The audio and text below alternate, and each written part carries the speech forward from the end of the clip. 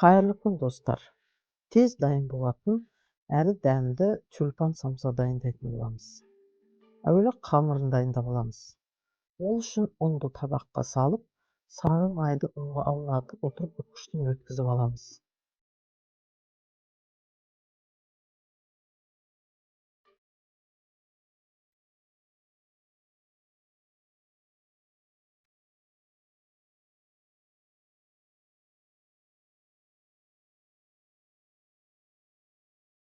Араластырып отырып үстіне қаймақты қосамыз.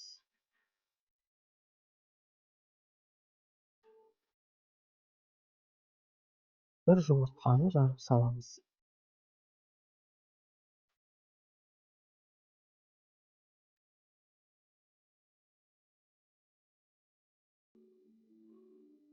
Қамырымызды илейміз.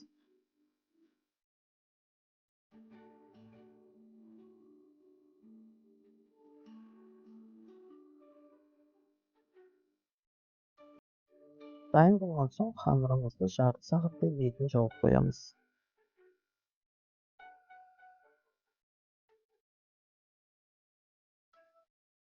Осы кезде қызып тұрған табаға фаршты салып қуырамыз.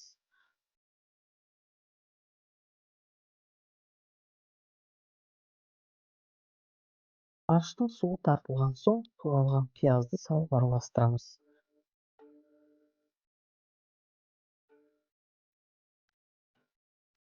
Оның үстіне пол гектар туралған картопты қосамыз, араластырып отырамыз. Қалауымызша тұз, бұрыш себеміз. Фаршымызды баяу отта бұқтырып қоямыз. Содан соң қамырымызды алып, кішкене бөліктерге бөліп аламыз.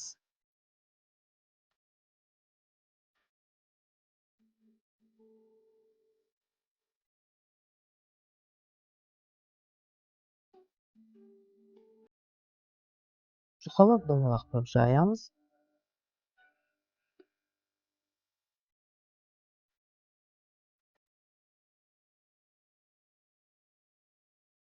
Бір шетін кішкене кесіп, бір жағына фаршты саламыз.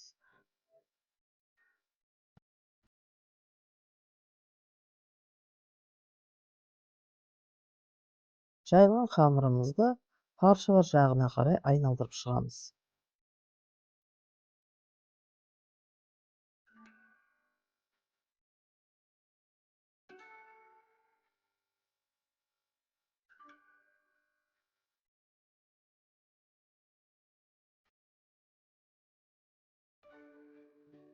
Түбін қолмен жиырып бекітеміз. Осылайша самсаларымызды дайындап шығамыз.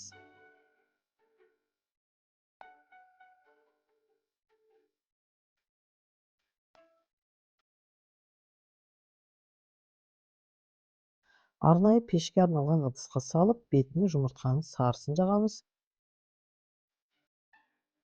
Күнжіт себеміз. Духовкада 25-30 минутта пісіріп аламыз.